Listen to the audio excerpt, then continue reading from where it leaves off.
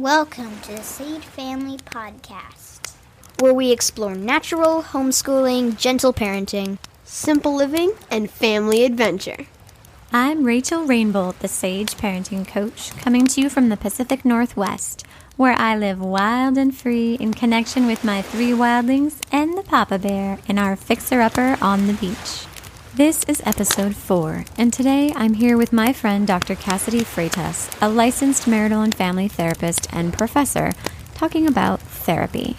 Cassidy shares that when a helping professional asked them, "How do you describe the problem?" regarding their daughter, her husband responded, "Why are we calling it a problem?" Exactly. So join us around the campfire and let's get living the family life of our dreams.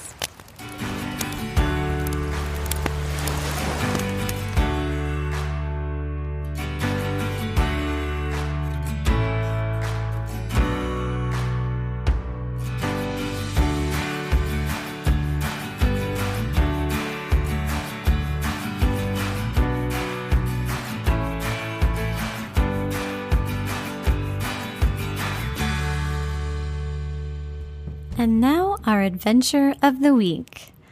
This week we went to a natural history museum on a university campus with friends, full of locally discovered fossils.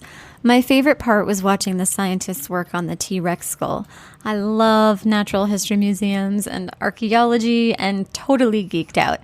It's awesome how contagious genuine excitement and interest is. My kids report that their favorite part was the friends. I think they could have stayed for hours more, talking and playing with the rad families we get to share a connection with. Alas, timed and prepaid parking won out. One thing I'm sometimes asked about is the cost associated with living an experience-rich homeschooling lifestyle, and I insist that it's not prohibitive. Our museum trip that day was free, as are most of the museum adventures. A great many museums have 1 free day a month or special educational programs that you can tap into. Now, as a seasoned homeschooler, I've kind of developed an allergy to crowds. If I'm really digging underneath and being honest, it's more of an allergy to the restriction of our freedom that comes with crowds. My kids can't roam as freely or access exhibits and mentors as freely, which makes for a less fun and sometimes stressful experience across the board.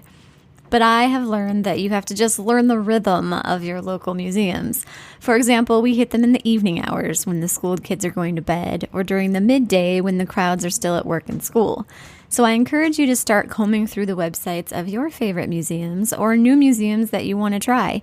You might be pleasantly surprised at what you find. Today, my friend Cassidy is joining me to talk about therapy, but I want to start by sharing that personally, Cassidy is a role model in my life for what it can look like to be a beautiful, caring, brilliant, multi-passionate, creative, and successful woman. So I'm just going to set the bar so high, Cassidy, that you can just only go down from the intro. Oh, man. Okay. So we actually met 6 years ago when Cassidy came with her sweet, roly, fresh first baby into my home for a baby massage class that I was teaching. And I just fell in love with her family and have been following her ever since. So catch us up on your story. Who are you? What are you passionate about? What about your relationships and life fulfill you? You know, the basics. And this is my version of the question I don't like, which is, what do you do? Because we're so much more than just an income source, which can be an important piece, but is certainly not the whole picture. I love that question, and I love how you're framing it.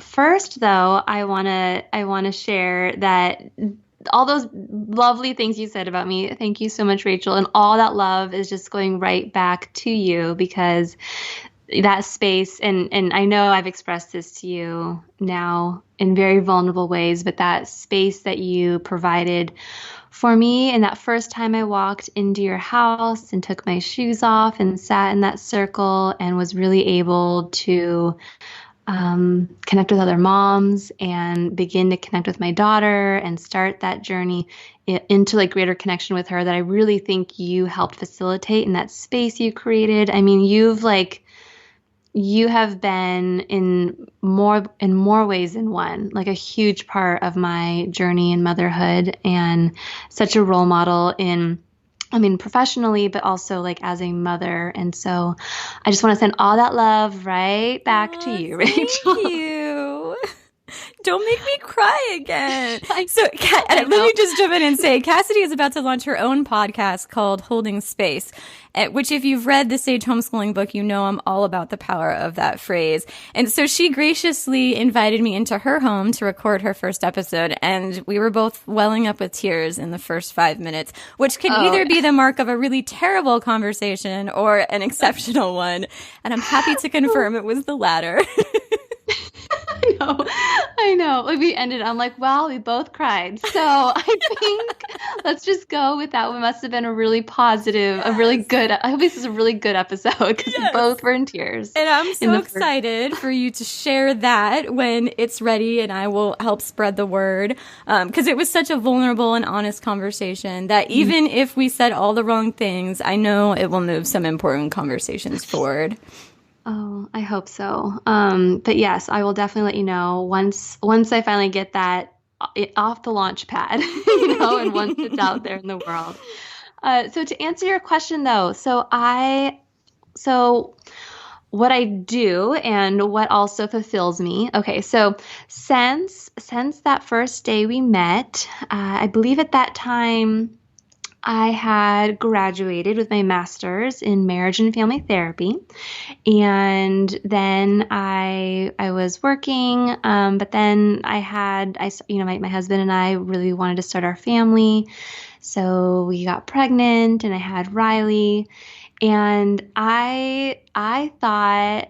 I had worked with moms up until that point, and I thought I knew, and I thought that I was doing really great work and, supporting them and offering them tools.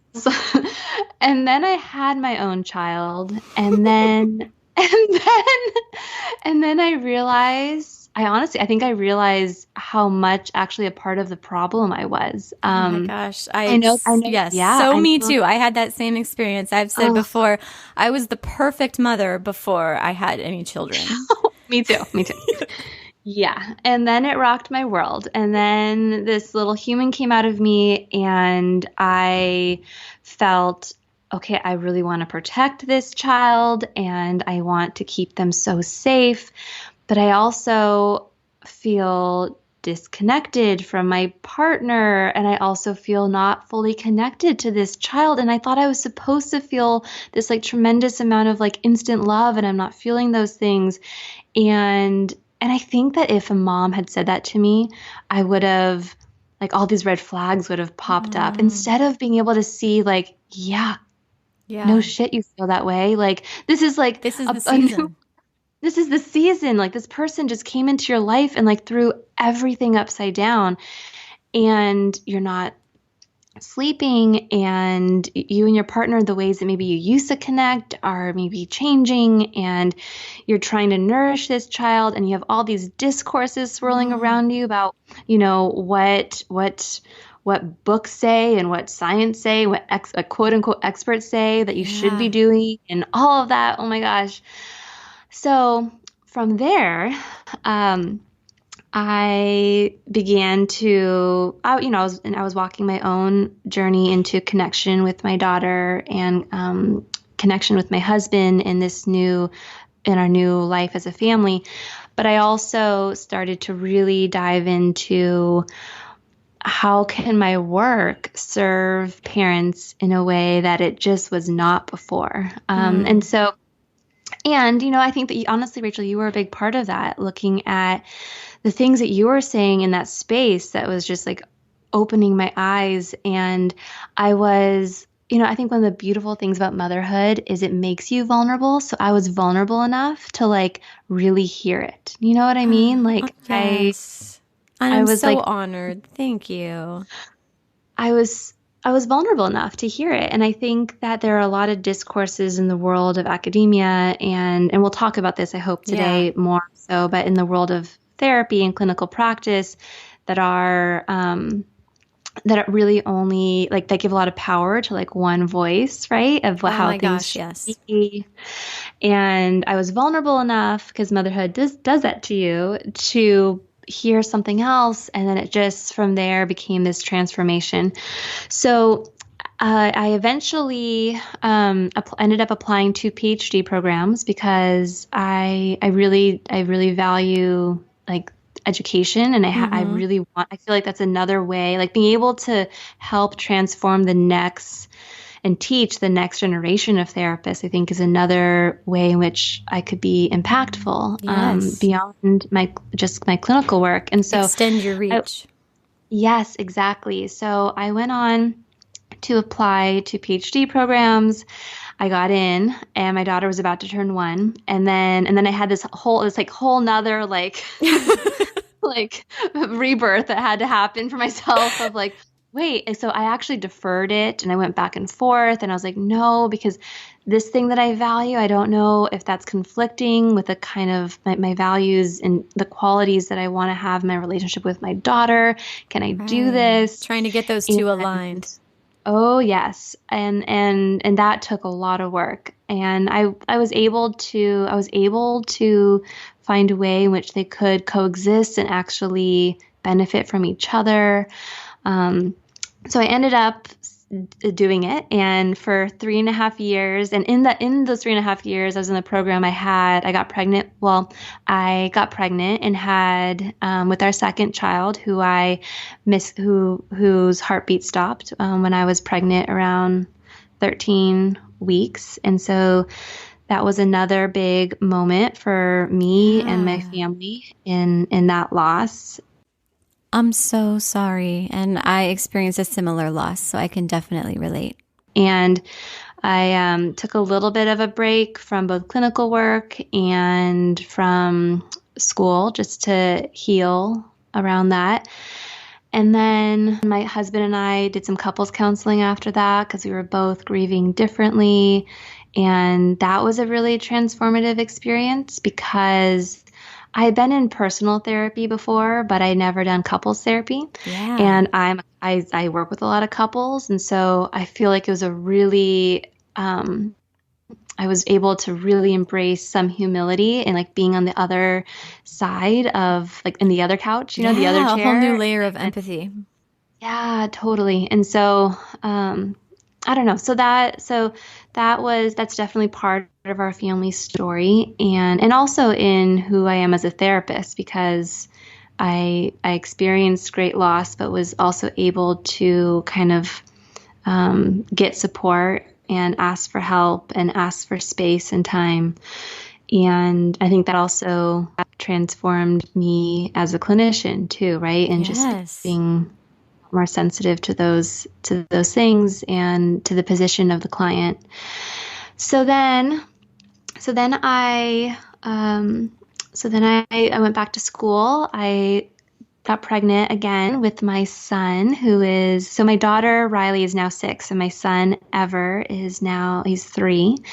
And so I gave birth to him, and I was like, he was coming with me to class. So my dad, and I don't know if I said this, but I went to school up at Loma Linda. So I was commuting like 2.5 hours there and 2.5 hours home.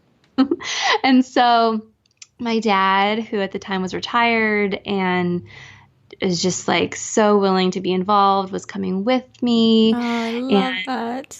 So I was like breastfeeding between classes, or I was bringing my breast pump when he wasn't there, and I was pumping like hands free, like on my drive home. Having people drive by me and probably be like, what is happening in there? And I would just smile like, yeah, just trying to feed my baby. So yes, I gave birth to my first like a couple of weeks into grad school. So I can so relate to that whole experience. Yeah. And so after that, I got licensed. I got, once I graduated, I got a teaching job, adjunct teaching. I started my private practice. And I also, I think it's important for me to share this part of my identity too, that when I was in the program, I needed an outlet like beyond school and clinical work and motherhood, all of which brought me so much joy. But also there's this other part of me, part of me that really identifies as being creative and values creativity. And so I was doing a lot of writing and photography. And I find myself drawn to other creatives. So I had a lot of creative friends. And now in my private practice, I find myself working a lot with creatives in the creative process, working around things such as like creative blocks or perfectionism, or, how mental health like depression and anxiety can impact the creative process. So that's definitely a part of my identity too, is just really valuing creativity and like tapping into that and seeing how that can connect to my work, but also parenting. And I think that feels a really big need in our society that's growing. I mean, I talk about in the Sage Homeschooling book about how that's really the direction that the job market has turned, that the solutions to society's problems are really in that creative arena. And there's this massive boom in location independence and entrepreneurship. And so now with all of these people making that shift, there's definitely this need for people who can support us, creatives who are forging these new paths. Yeah. And, I was so nervous I know there were a lot of discourses I feel like I came up against in the world of academia and in clinical practice of, okay, it's fine to have those parts of yourself, but keep it separate from oh my gosh, yes. you do.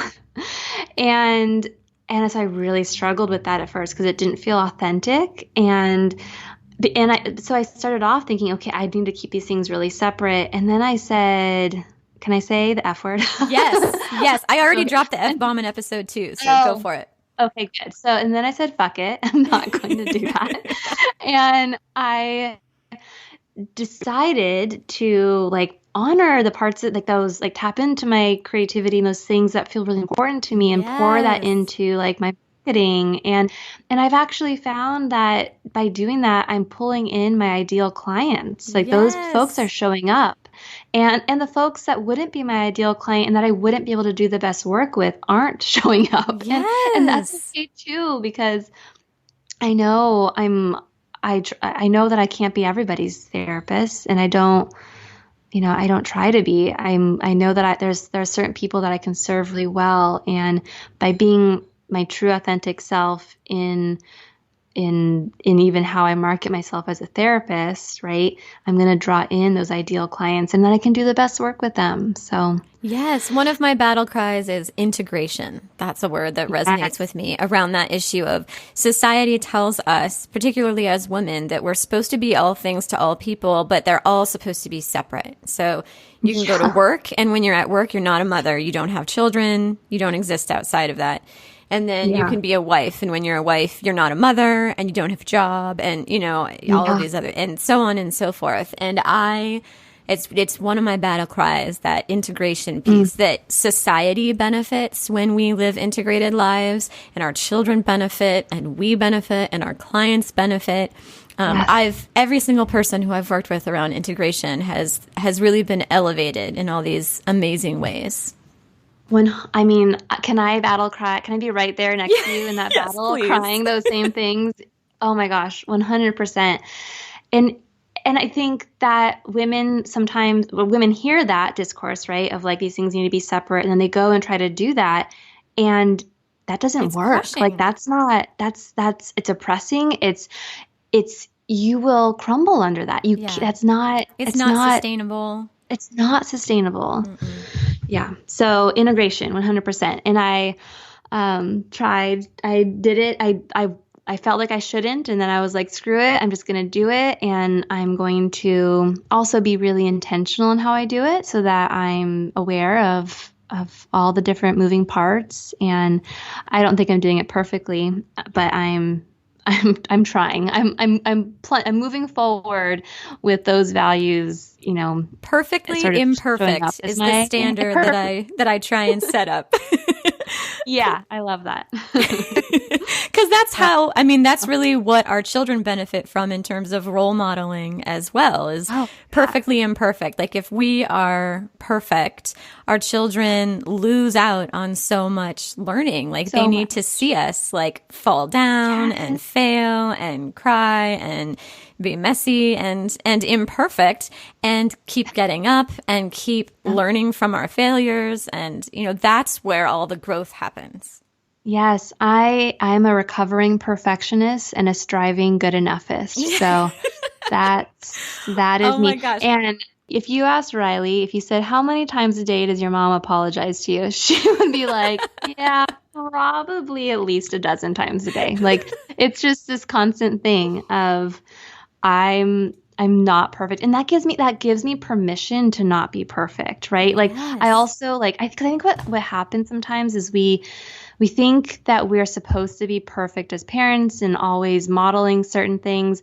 But then when we make mistakes, as we inevitably will because we're not perfect, then there's like no space to own up to that mistake and how, right? Because then it's like, no, then that's like, I don't know. It's this whole. If you put yourself on the pedestal of rightness, like I am the keeper of the rights and the shoulds, like then you put yourself way up on that pedestal, and anything other than perfection is failure.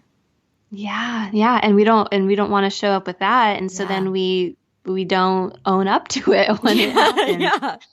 But like you said, then I think that sets our kids up for, right? Like then they either adopt that same thing of feeling like I need to be perfect, and they won't, and so then they're always going to feel like nothing's ever good enough. Shame spiral. Oh, 100%. But then also the world is not going to be perfect. They're not going to go out in the world and experience perfect connection and all those things. Their at all partners moments. are not going to be perfect. No. Their children are not going to be that's for perfect. sure. Yep. Yeah. Sorry, Josh. I'm just kidding. You're perfect. Oh man. Yes. But yeah, so now I'm seeing clients and I'm teaching, launching a podcast potentially next month if I don't get caught up in the perfection cycle of editing. Okay, so you need to put a Post-it on your computer that says good enough. I really do. It's a real struggle for me right now, but I can own it. I love this. We got like all these important conversations spinning, even in just your little intro. That was perfect. And speaking of important conversations, today we are talking about therapy. And I believe, for the record, that was a perfectly executed segue. I'm just throwing that out there.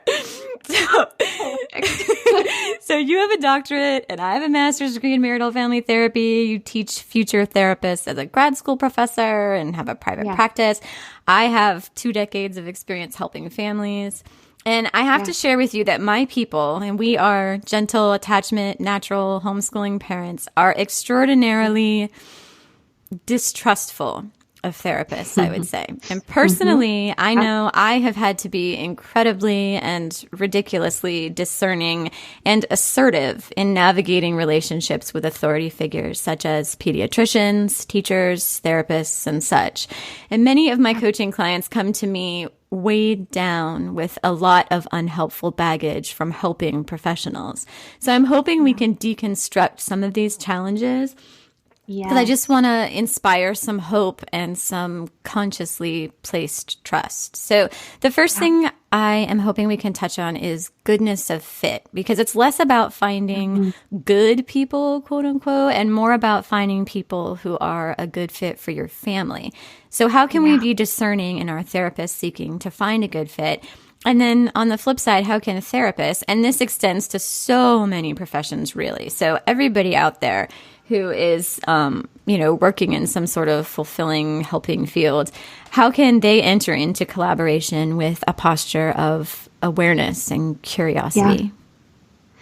Yes, such good questions. And I think that, and I hope that none of this is going to bore anyone, but I feel like context is so important. So I feel like when I'm teaching, I talk about some of the history of of therapy. And I think it's important to pay attention to like, when did therapy and psychotherapy when was it first born? What was happening around that time, right? Like, I think context really matters. And then where has it kind of gone from there? Where have things moved? Because I think it's really important for therapists when they're utilizing a theory or intervention to understand how they're positioning themselves and where does that position come from. So, and I hope that me sharing some of this history and context can then bring us to this question of like goodness of fit and all of this. So I want to like pull it back first. I want to like pull it like way back to looking at like where like the historical context. So Freud, right? Freud is like one of the first like founding figures in therapy, and putting him in context, right, would take us to what is called like the modernist approach, which is sort of where therapy was first born, was in this like modernist approach. And what was happening around then was a lot of like in our world was a lot of like colonization, right? And this colonization would be a process by which a system of power dominates the surrounding land and its components. And this relies on this like narrative that having military strength and technological advancements and scientific knowledge are going to be the evidence of a progression of a society. I think, though, that what also then comes from that, right? Like Western societies tend to also ascribe to the idea that science is the only way to get to the truth or reality, right? And so this was something that was happening around this time that you know, there is like a quote unquote capital T truth, right? And we can get to that with science, and that was the only way to get to truth, and that was representative of reality.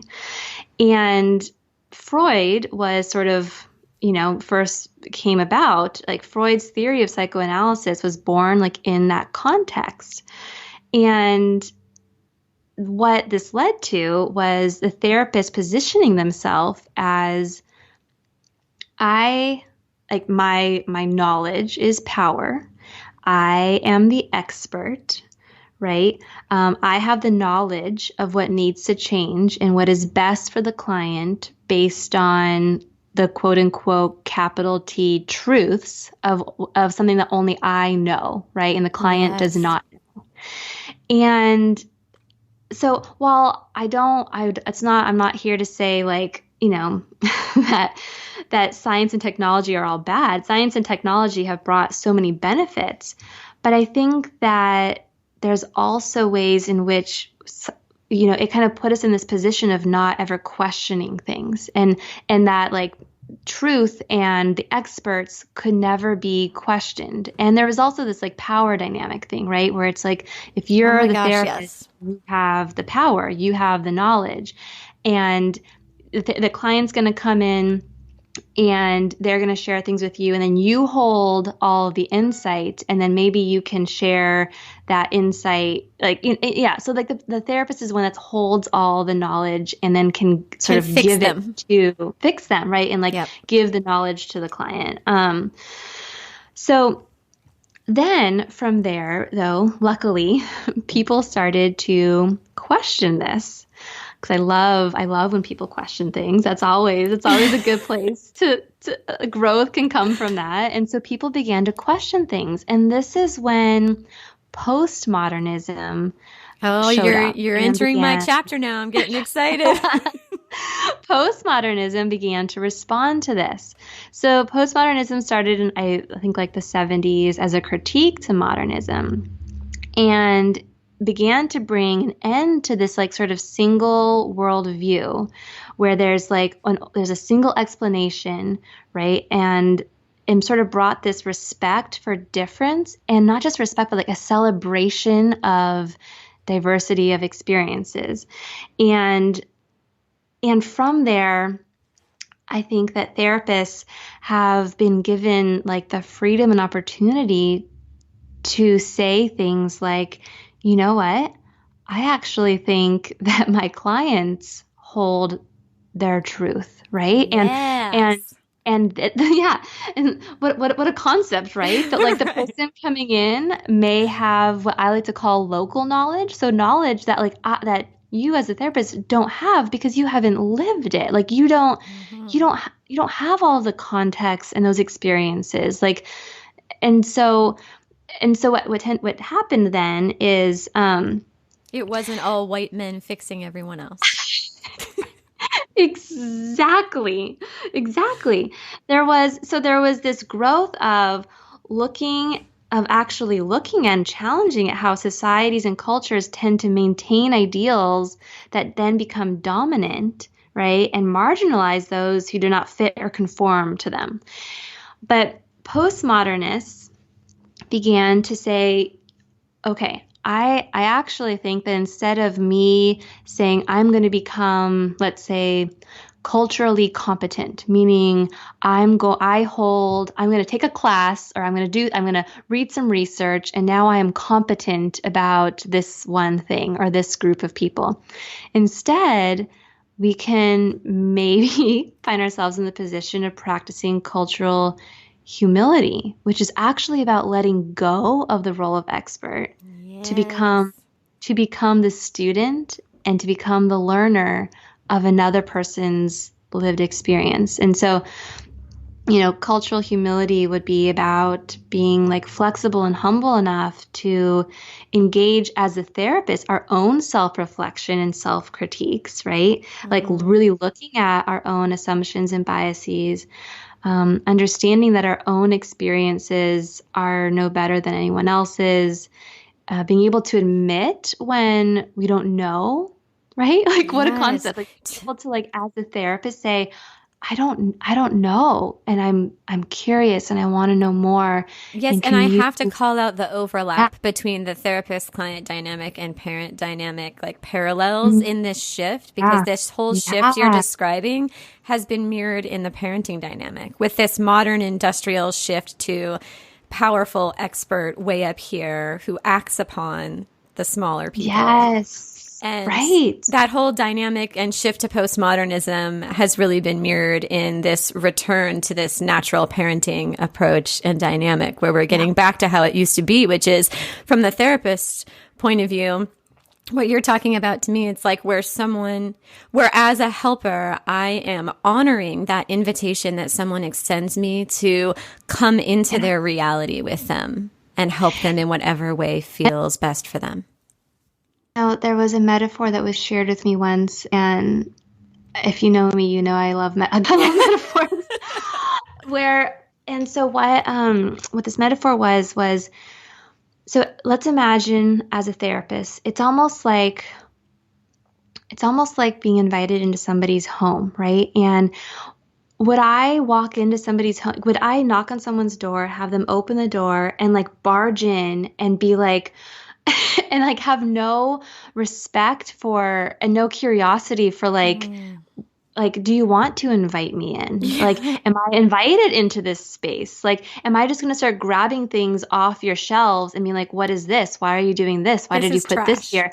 Like, this is trash. This is wrong. Like, why did you hang that picture there? Why did you put like, would I walk into a space like that and or do I want to have them open the door and be respectful and be curious and ask them about their experience, like what are the rules, like am I like, should I take my shoes off, right? Like that's their home and they are like they're the experts of their home. And so how do I want to enter into somebody's space and home? And for me, to see the things that they see as beautiful and to see the things that they see as like obstacles. Yeah. And I want to enter that space as a learner and on my way to being understanding, being fully present as another human being in their space and like in this like really vulnerable space, right? And I also want to trust and believe my clients, like that they have local knowledge their own of like what's important to them and of what they value, that I I don't unless, and I wouldn't know unless I was curious, Yeah.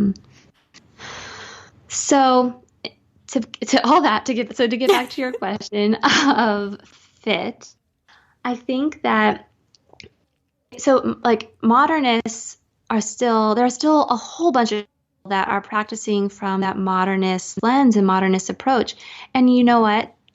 There are people out who want that approach, right? They want to come to somebody who is going to be like, well, this is an evidence-based approach, and this is the like very structured model, Right, and like this is like the prescription, right? for like behaviorally, like this is what's wrong with you. This is do X, Y, and Z, and you'll Yeah.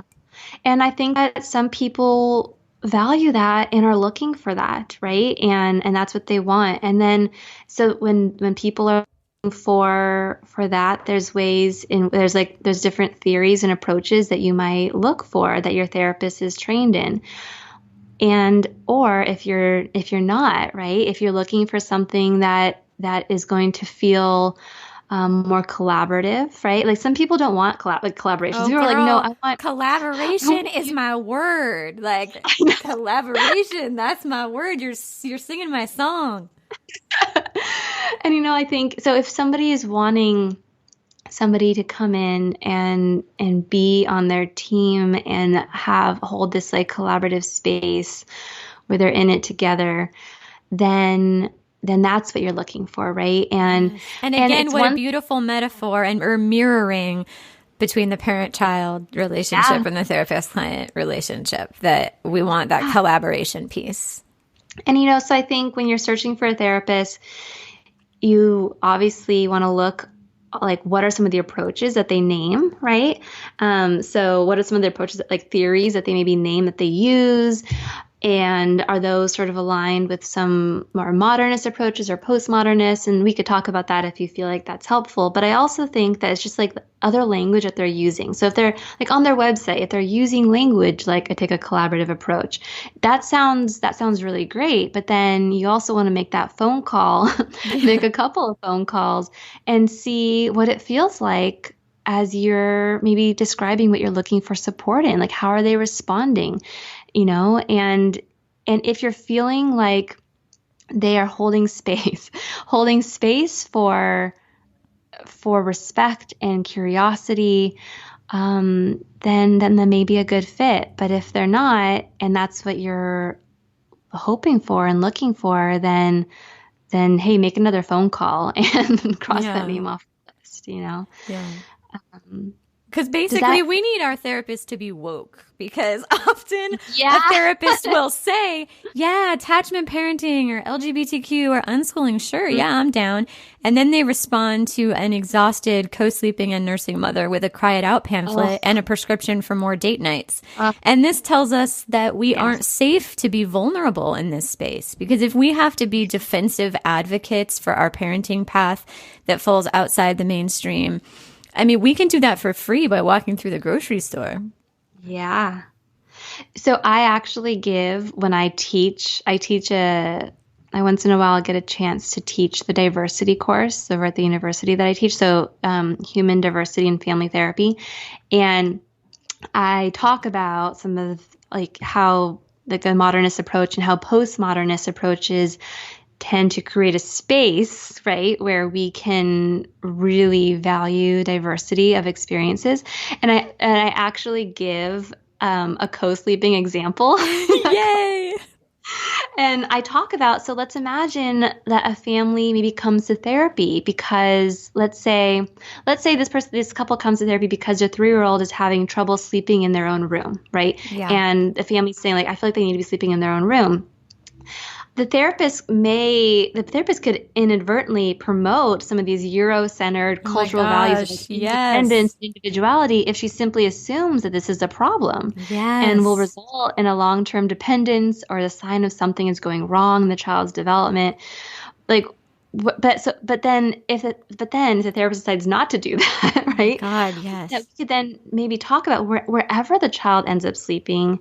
Maybe we could help those parents work through some of those assumptions and how those concerns may actually be influenced by dominant values with which they themselves Cassidy, may not agree, So yes, that right there, that exact example that you described of the sort of the mainstream situation that can happen, and then like how to like walk across the bridge to get to the other side. Like I want everyone in the universe to hear so I give this specific example to like a class full of like 20 therapists, so that maybe thank you. I'm just planting a seed that like there are these like dominant cultural values that like are that may not align with your client's values, right? And that one is not right and the other is not wrong. Right. But that we want our clients to feel in alignment with who they want, like with who they want to be and what's really important to them. And we have to pay attention to the fact that sitting in our chair as a therapist, like it is a privilege and there is power that comes with it. Like if we pretend like that doesn't exist, then we're missing the point completely. We need to be aware of how that exists, and then be able to always be practicing reflexivity for like, how is this showing up in my relationship with my clients and in the room?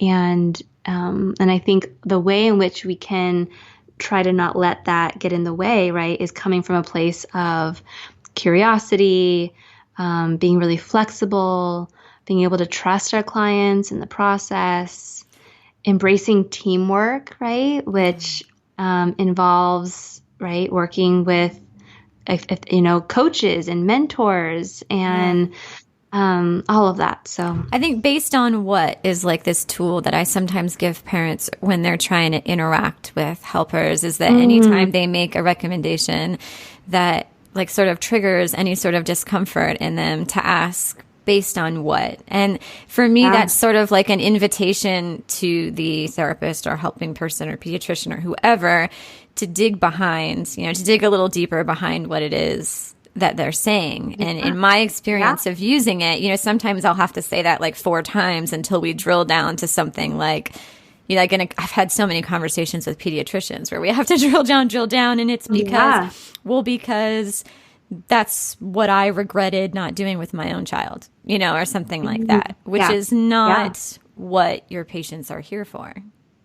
Yeah, exactly. No, I love that. I love that because I think that is giving your clients a tool for empowerment, right? To be able to empower themselves to ask the question why, right? And to then when they answer that question, to be able to say, I can ask that again, because I feel like because what you're also getting to then is you're getting to what that provider values, right? Like eventually when you get to it, you're going to get to what that provider values. And once you can see what that is, you can then see, does that align with what's important to me or not? And that can help me in deciding whether or not I'm going to take that pamphlet, right? Or that input. Yeah. And so speaking of that, I really am hoping that we can speak to the phenomenon of gatekeeping and the legitimate fear that some families experience because people like therapists or pediatricians, teachers, social workers in social positions of authority are often powerful enforcers of boxes that we passionately reject. So parents can feel forced to either lie, like the amount of curriculum work they're completing, or avoid, which is like the classic smile and nod, or rally up for battle.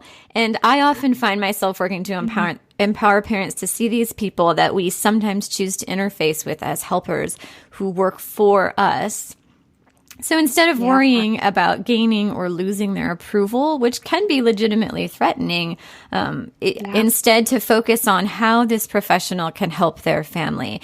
And I want them to define what they need from this person. So as an authority figure helper, can you speak to this fear and how to prevent it from poisoning that relationship that you have with your therapist? And I actually think the best way for me to do this is actually from a position of more vulnerability as a parent myself. So, I, in the past, so my daughter's in kindergarten, and in the last couple months, my daughter's teacher she's in a more traditional school setting. And my daughter's teacher at the parent-teacher conference shared with us that she was, that Riley was doing really great in many ways, and she was noticing some expressive language concerns, right? And ways in which Riley was maybe struggling with things like self-advocacy and asking for help, but also in expressing some of her thoughts. And I was super resistant,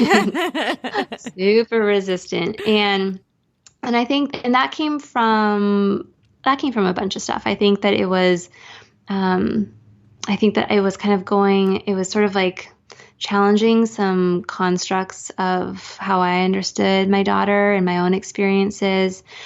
And so I was just really resistant. Yeah. And labels are heavy.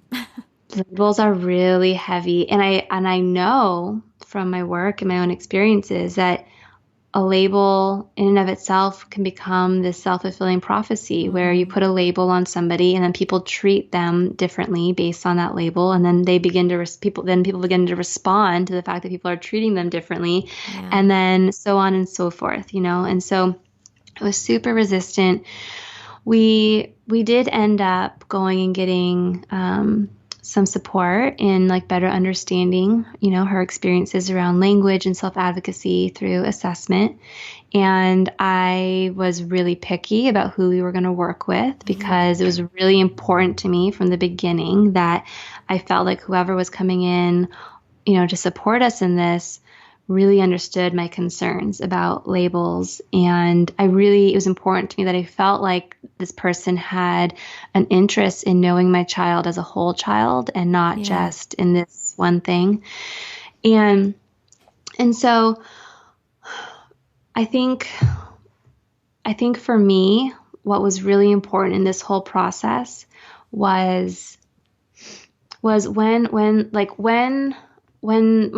something was trying to be offered to me as another way of understanding how someone else is experiencing my child, when I was resistant, I wanted to shut it down and not ask questions, and that that was me wanting to be very, very protective. But I also think that, and I think it also could stop the conversation, right? And so instead, if I came from a place of curiosity of it kind of getting back to what you were saying before, like I want to understand more where this comes from, and I want to understand more about the experience and why you feel like this could be something that could indicate a greater struggle, Yeah. And then once there was a label that was sort of like shared with us, like this is based on some of these things, what the diagnosis would be. It was important for me to say, okay, Now I need for all of us to have a meeting with each other. And this isn't going to be a meeting about, even what's showing up on this assessment, but it's going to be about this label and how important it is to me that everybody that's on the team. And this means I sat down with my parents and my in-laws. I sat down with the teacher and the speech therapist, and my husband was a part of all of this. I love and having a conversation around, okay, so now we better understand. We have an opportunity to better understand our daughter, or we have a better way of understanding Riley. But I also don't want this to then define her. I think that these boxes, right, of black or white, and with all these boundaries around them of what it takes to put you in the box and what it would mean, it's just, those are way too rigid, and I'm not okay with that. We need to come into this space in acknowledging that there's room and opportunity to better understand our daughter in ways that we can support her. But I also don't want this to restrict our understanding of her. And that's important. And I felt like it was my job to be able to advocate that to everybody that was involved, and to constantly be reminding myself of that too, right? Because I think that label could also show up in my mind and like move into our home and all of a sudden like affect how I interact with her. And I've noticed that once in a while. So when I notice that, I'll catch it and I'll say, no, you don't get to move into our home. You get to hold this space of helping me better understand how I can support her in, advocating for herself. But like one of the things that I really appreciated, the speech therapist was 100% on board, and I felt 100% supported by her in all of this. And like one of the big things that she's working with all of us and supporting Riley to do more of is to, when she's not understanding something, that for her to say, I don't understand and I need you to be able to teach me in a way that I'm going to understand this better. So it's actually like putting her in the position of saying, it's not just like, I don't get this and like I'm supposed to because of the way, like I'm supposed to get it in this one way that you're teaching me, but actually giving her empowerment to say, I need another way of understanding this. Yes. And so I don't know. So it's I feel like there's so much like amazing rich stuff there for us to like to dive into. I'm like drooling over here. Like first, it sounds like you are really buffering against the pathologizing that yes. I think is another yes. thing that a lot of people from my camp and a lot of my clients are very, very sensitive to, and comes a lot out of that, modernist therapeutic history. And it extends to all areas like speech therapy and physical therapy and all of these other professions, not just therapy, but that we conceptualize every person's unique individuality and their strengths and challenges through a lens of pathology. And so particularly when we are interfacing with all of these people and extended family and especially even ourselves, it's so tremendously valuable to go through this process of sort of acknowledging that pressure to flip it into that conceptualization of being, of pathologizing it, and in turn, stamping that label on the forehead and treating them differently and all that. It's also a tremendous invitation to know someone that you care about in a deeper and more meaningful way. And I really passionately take a strength-based neurodiversity approach to the differences in the way that people think and the way that they process the world. And all of these diverse ways that children exist have tremendous strengths and values for themselves and for society as a whole. When you look at how if everybody's exactly the same, we die off. Yeah. And so having these different ways of processing things and thinking and being, like dyslexia is like a classic example. In a classroom, kids who are dyslexic are often pathologized and made to feel less than. But when your brain works in that way, you actually also have these incredible strengths, this logical spatial way of thinking that gives society these tremendous advantages when we tap into it. So conceptualizing these differences as a diversity, that is a strength, and then advocating that for your children with all of these other people in their world. So going to them and saying, this is this new thing we learned, here's this new piece, and this is how we're going to apply it.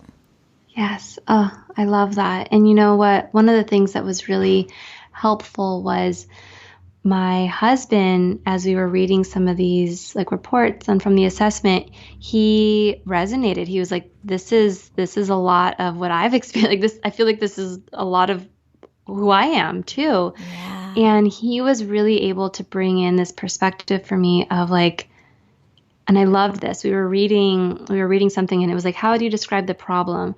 And he was like, why are we calling it a problem? Why is that the word we're exactly. used? Because he gets it. He gets it. And it's something that there are areas in which it's shown up and he has struggled. And so having the support and developing tools around it can be really useful. But he also brought in this other perspective for me that I was really grateful for.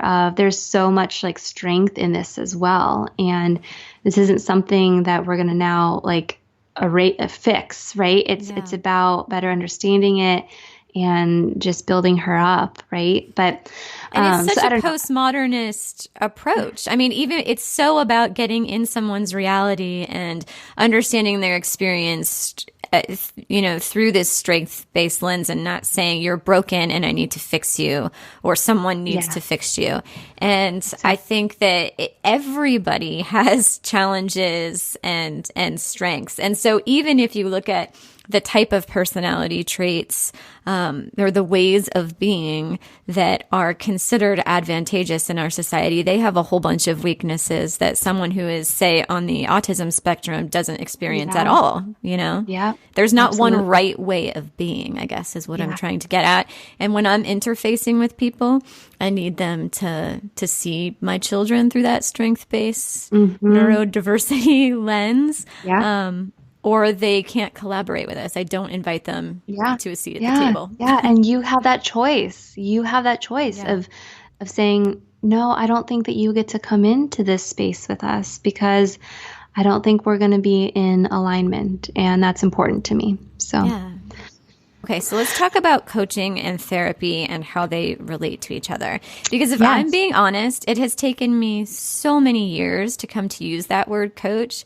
I've been quite skeptical, and it's been a really big challenge for me to feel out like where one ends and the other begins. And I feel like I have, like, it feels like I'm in a really good place with it now, but it has literally taken me years and years and years to get to using this word. I started this work when my second was born and I graduated from grad school, and that was like over 9.5 years ago.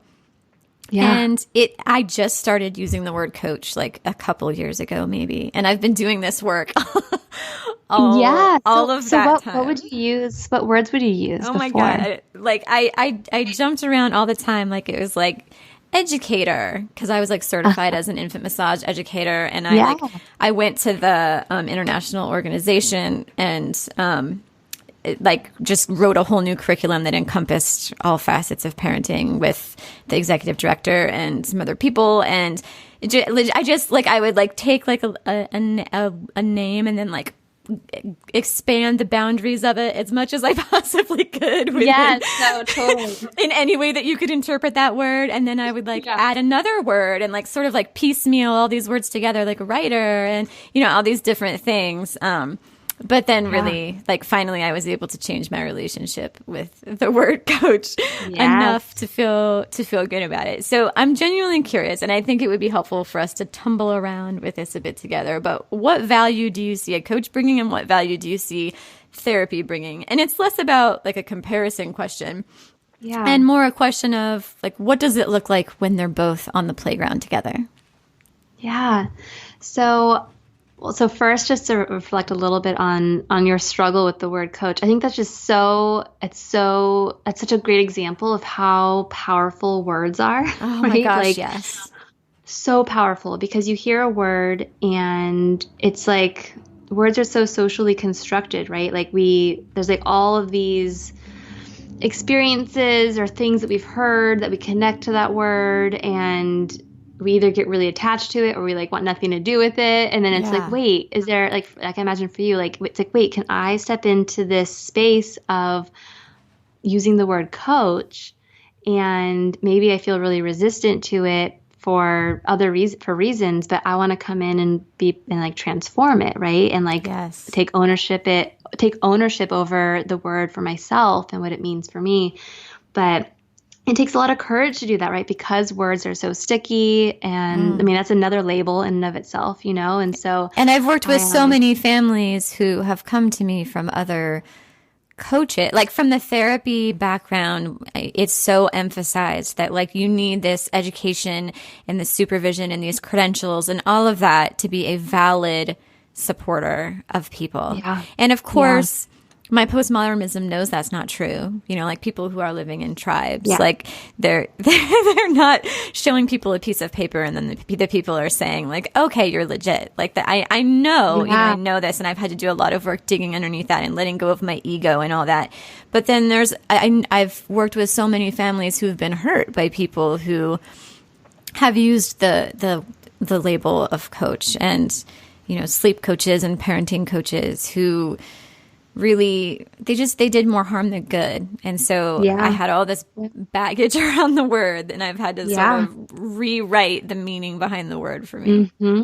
Yeah. Well, I'm so glad that you are, and that you did, and that you're coming into that space and providing another understanding of the word, and like bringing in that other experience, because that can help transform, our understanding of what a coach can do. Right.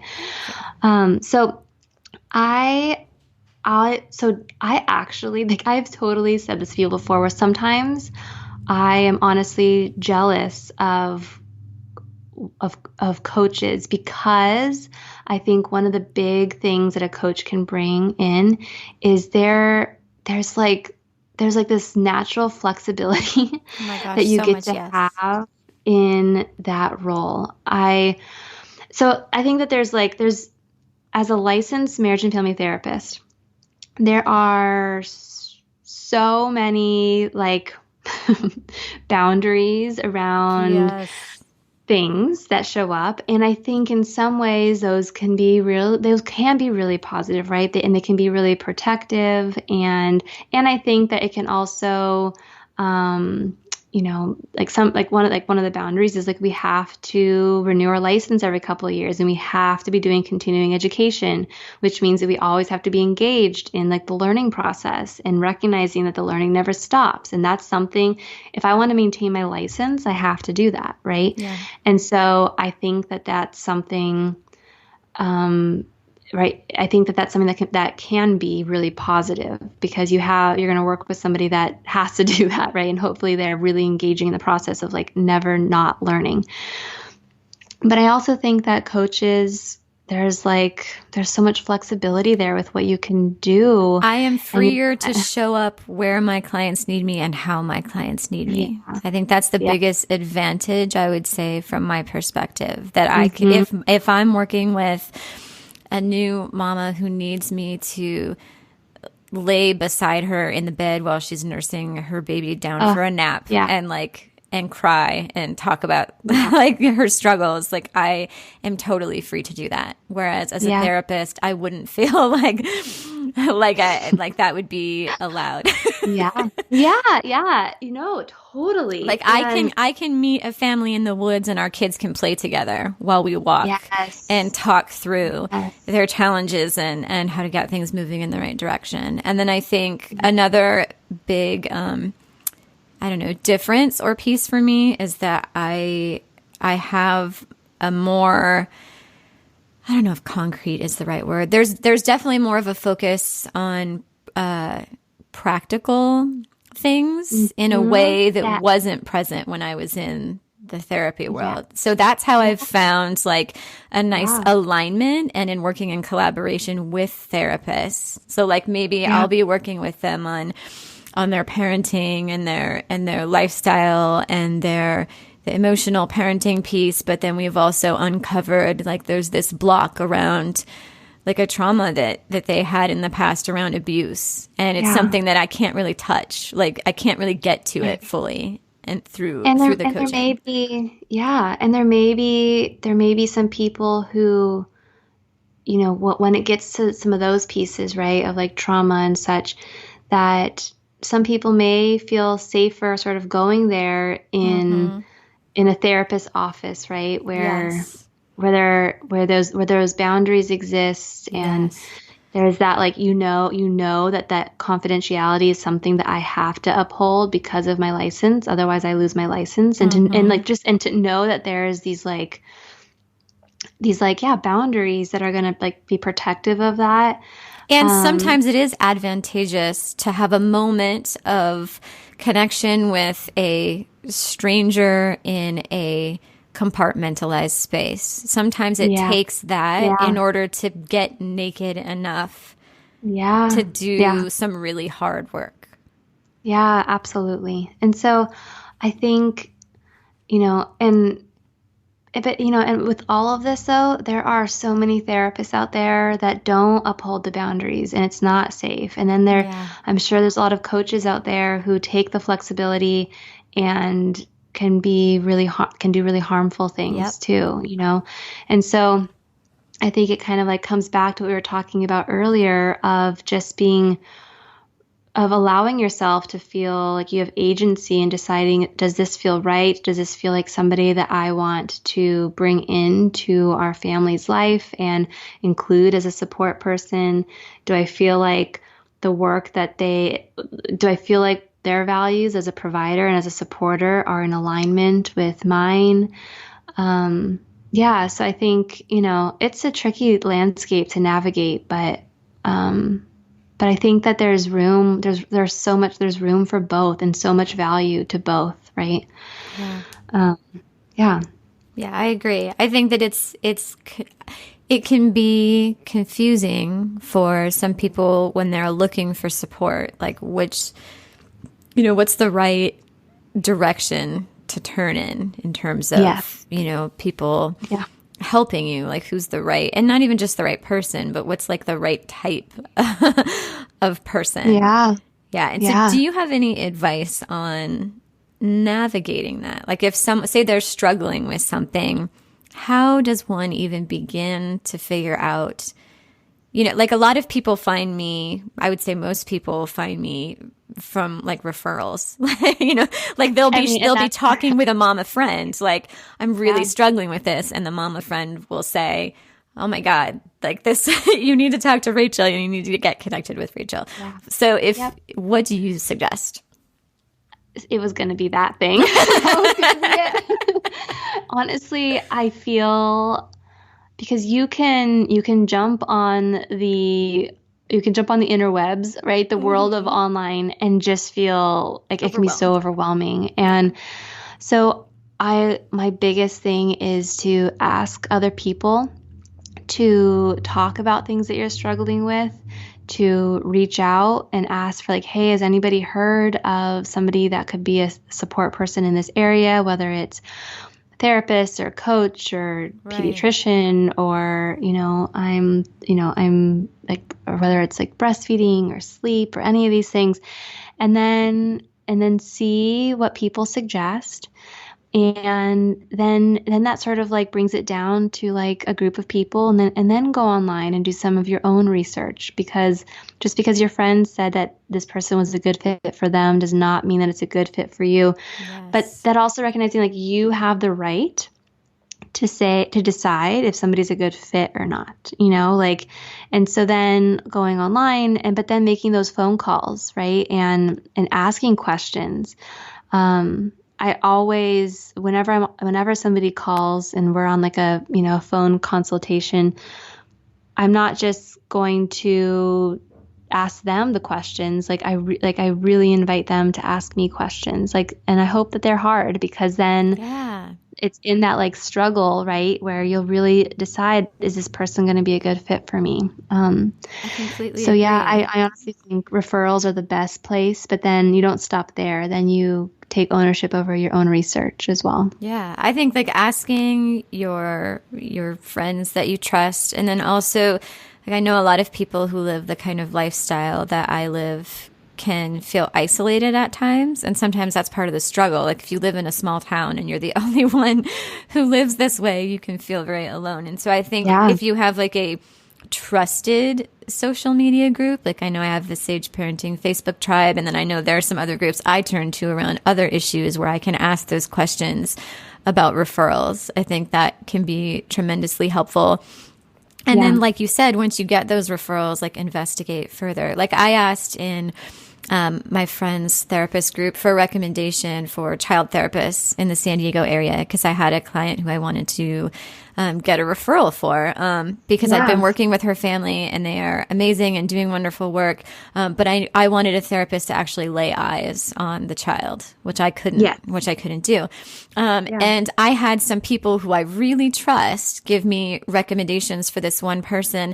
And then I dug around on their website and found articles about like how children today, the problem is that the parents aren't being disciplined enough and giving enough consequences. And, so it's like, okay, so not the right fit, like not aligned. Yeah. Not aligned with what my people, the kind of support that my clients need. Like if they come and sit down with you and you tell them they need more consequences, like that's not helpful. That's not what they're looking for. No.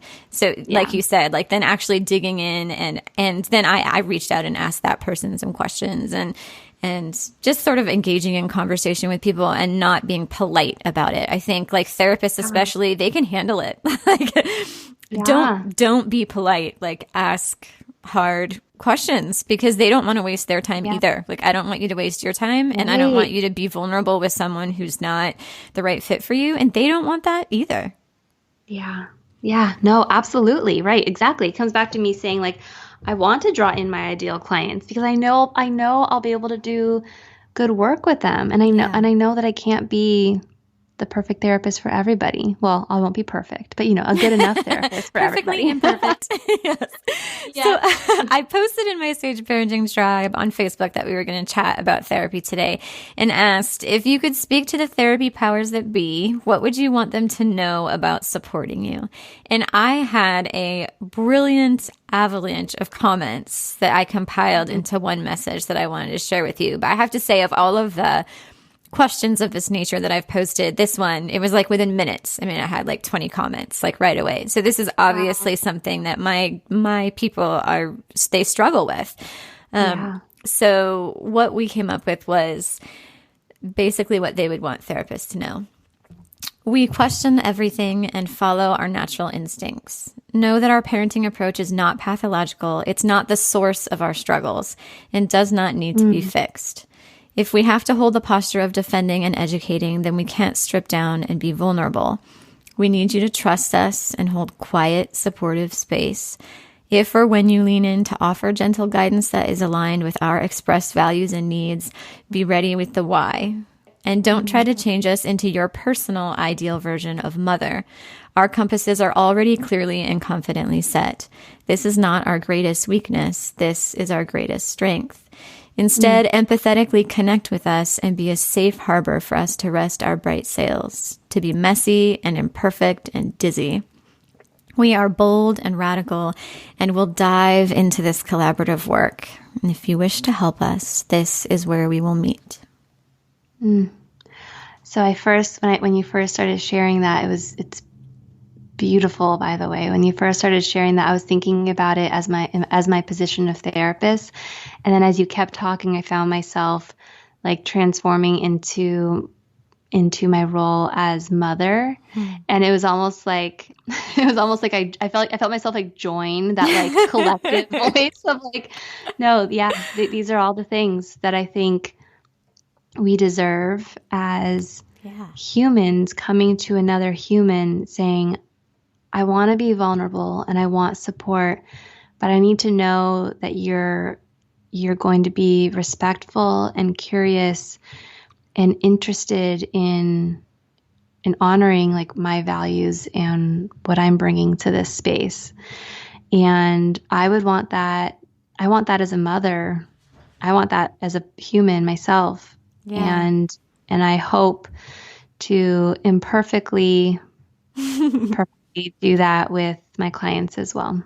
Yeah, especially, and I think the postmodernist lens really provides that for me, right? I completely agree. So now I want you to describe your favorite day this week and share with us why you loved it. So I knew you were going to ask that, and I was thinking about it, and it's Tuesday, so I was like, well, like, what does the week consist of? And then I was like, why? You're getting too technical. Don't be a perfectionist. I know. But then I stopped myself from doing that. And then I was like, wait, yesterday was a really good day. And at first I felt like maybe that's not the day I should share because I worked all day and there was a lot of fatigue in that. And then I was like, but no, there's ingredients of that day that made it such a good day. So I'm going to talk about yesterday. So I woke up, and as most mornings look in our home, it's me and my husband and my 3-year-old and my 6-year-old and our 2 dogs all in the same bed. We woke up, and my 3-year-old son, my daughter and my husband got up, and he usually takes on the mornings of like feeding the kids and making lunches and such. And so it gives me and my son an opportunity because my son is the kind that like he needs slow mornings and he needs like a lot of physical touch and cuddle in the morning, and I do too. So it works out real well for both of us. And and he's so sweet. He like the way he like will draw me back in is he'll say, "Mama, I need warmth." It's like his way of like drawing me back in. And so we had that time with each other in the morning, and I felt like I should take a shower, but then I said, screw it. And I didn't. So I just like spent more time with him. I just like spent my day with like dirty hair, and it was great. I'm so glad I said no to that. And then we, so then my husband took our daughter to school, and I took my son over to my parents' house because I had a full day of work. And the cool thing about yesterday is that my dad's retired, and so my dad is like the toddler whisperer. There's something about him that like my kids are just, and all kids are just like drawn to. He's just like one big giant kid and has like no fear in like getting down and dirty and like being goofy and looking quote unquote ridiculous. I've seen him with your kids, and he's amazingly wonderful. Yeah, he's so amazing. And so, but the cool thing about yesterday was that my mom, who's a judge, and she works like 5 days a week, like 60-hour weeks, she had the day off yesterday. So she was going to be able to spend the day with my son as well. And I knew like in the dropping off and leaving that like there was this gift that I was offering them in like being able to, on both ends, a gift for everyone involved. Totally. So that was lovely. It felt good I felt good in leaving him and in walking out to the car. And then I came and I saw clients. I saw 3 clients, and it was just, there are the days and the sessions where you feel like, gosh, that was really hard. I don't know if I really held that space, or I could have, I don't know, those days that are just really hard. And yesterday I felt really good about the space that I held for my clients. And then I went and I gave a guest lecture, and then I taught for 3 hours. And so I usually have a break, but because of the guest lecture, I didn't have a break. But so by the end of the day, I felt really tired. Like I remember walking my car and being like, oh my gosh, I am so tired. But it was that kind of tired that's like the good tired, where it's like, you smile while you collapse back in your seat. Exactly. It's like I just did so much work that felt aligned with like things that are important to me. There were a few moments there where I really felt like I made some difference in like a student's life or in a client's life. And I was exhausted. I was hungry, but I felt like spiritually full. Yes, spiritually full. Physically hungry. Exactly. Physically hungry, but spiritually full. So then I went to pick my son up, and I walked in the door, and his knees were all dirty, which I feel like is such a sign of a good day. Gosh, 100%. And my parents had taken him to like a nature center, and my mom had made food, so I got to eat, and I got to be like taken care of by my mom in that moment, right? Because like I'm like, I don't have the time or energy to feed myself, and I got mothered. My son was so happy to see me, and that felt good too. And then we went home, and we ended up skipping baths. Like we skipped baths last night. So we all went to bed pretty dirty. but when I got home, my daughter was there, and my husband had picked her up, and then we just like. Valentine's Day is coming up, and my daughter just had this idea that she wants to make these cards on her own, and she like created this whole idea on her own, and she's just was like, "Can I do it right now and not take a bath tonight?" And I was like, "Yeah, because that sounds exciting, and you don't need to take a bath every night." And you embraced the yes. We embraced it, and I don't know. I feel like there are plenty of days where I feel like I come home tired, and then I definitely don't show up as the mom I want to be. And then I lay in bed and I'm like, man, like, maybe I had a good day at work, but then I wasn't able to show up with as the mom I wanted to be today. And it just felt messy in a way that didn't feel good. But yesterday, I don't know. Yesterday, I think I was able to, at enough moments in time, like take a breath and be like, wow, I'm exhausted, but this is something like, but I want to stay present in this moment, and I want to be connected, and I don't want to lose my patience. And, I don't know. So it ended well. And then I even, I texted a mom friend of mine, because we do like check-ins with each other. Like there's plenty of texts that go to her where I'm like, wow, I was not the mom I wanted to be tonight. Yeah. But we also honor the positives. Like then I texted her, I'm like, you know what? I did it tonight. I was able to stay in this like place of connection with my kids, even when I was exhausted. And that felt good. Winning. And yeah. And so it was a good day. I don't know. It was a really busy day. I was exhausted and I was hungry. I didn't always practice self-care because I didn't shower, but like it was still really good. So. Sounds perfectly imperfect, which is what we aim for. Yes. Yeah. Yeah, and I think it's okay to have, we talk a lot on this podcast about unbusy and being unbusy, but we also talk about how it's like an overall balance of fulfillment with open space. There's like an overall balance of it. Like we might have one day where we are in the forest with a big group of friends all day long, and we get home and we are like exhausted and hungry and dirty, but we feel this like spiritual fullness, and then we know like the next couple days are going to be days with lots of space to like balance that out. So sometimes those full days are fulfilling, just like some days it's the days of open space. And I think what allowed yesterday to be full and not to the point of overwhelm is that Sunday was a really open day for us, and so I think that sort of allowed for that I love feel that. good. Yeah. Now I'm going to invite you to dive deeper by following Dr. Cassidy Freitas on Instagram. She posts wonderful stories, and my favorite recent story was the one where your dog peed on your pot. And then I was like, so just real life keeping it moment real. here. And then you previewed that I Am Peace children's book, which I totally ordered, by the way. Yes. So what resources do you recommend for my followers who want to learn more about therapy or who want to get connected with you and learn more through you? Yeah, so I mean, you can find me on social media, like Rachel said. I'm at Dr. Cassidy on social media.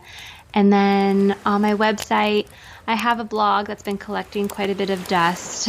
But I am hoping to launch the podcast because I feel like I've discovered that the using voice just feels way more interactional, and I value that. And so you'll find me on my podcast, which is called Holding Space, hopefully in the next month or two. And I assume you're going to have a home for that on your website, right? When that comes Yes, up? I will. So what's your website so that we can, because since it's not launched yet, I don't have a link for them there. So what's your website? So my website is www.drcassidymft.com. And something else I was going to offer it's literally just something that I finished reading and I found a lot of value in. And I think it's relevant for therapists. I think there's a lot in there relevant for as parents, but also just as citizens. Brene Brown's most recent book, Braving the Wilderness. I was literally reading this last night. This is the book I'm reading right now on my Kindle. I was laying sandwiched between Westy and Bay, and I was reading Braving the Wilderness. It is, so here are some of the chapter names, right? The Quest for True Belonging. And she talks in this about how true belonging in our families is we need to have that. We need to feel, if we don't feel like we belong in our families, we are really going to struggle finding belonging anywhere else. And how important it is. So as parents, right, for us to be able to cultivate this culture and environment of belonging with our children and through the our family. unschooling lens, the language we use for that is radical acceptance. I love that. I love that. I could totally see Brene Brown using that same lingo and just loving it. Also, this idea of people are hard to hate close up, move in. That's the chapter which I'm on right now. Yeah. Which I think is so relevant to what we talked about today, right? Like, if a therapist if we feel unaligned, like we should move in. We should be curious. We should hold hands with strangers and not say you are this, and so this is how I feel about you, and this is what you're doing wrong. Exactly. So it's a great book, and if people are interested in just getting like a little bit of it to see if they'd be into reading the whole thing, she had a listened recently. It's the On Being podcast. On Being. I don't know anything else about the podcast except that they interviewed Brene Brown on her Braving the Wilderness book, and I really feel like she kind of described some of the work and research in a way that was really like tangible. And then if you're interested in reading more, then the book I found to be really amazing. So she also did a great interview with Marie Forleo in which they touched on a lot that was in the book, and that was going around social media. So I will link to that as well because that interview was really, really good. Yeah. And I have found this book, as I'm reading through it, to be really helpful in terms of friendship. Like I know as women, friendship is really essential. And I also know that it can be an area of struggle for a lot of people. Yeah, no, totally. Absolutely. I could totally see that. Yeah, so that would be my offering, and I love that you're reading it as well. So I'm glad to hear that we're aligned in that. We're in sync. Yes. Awesome. All right. Well, thank you so much for showing up here with me today, Cassie. This podcast is going to be like 4 hours long, and I'm totally not cutting it all out, y'all. This is like a free college lecture, and I won't even charge you tuition. I know. It's going to be so long. I was thinking that. I'm like, whatever. That's all good, hopefully. This is why we're entrepreneurs, right? Because I can make my podcast however long I want. Thank you very much. Exactly. Yep. Screw the discourses of how long it should be. Screw it.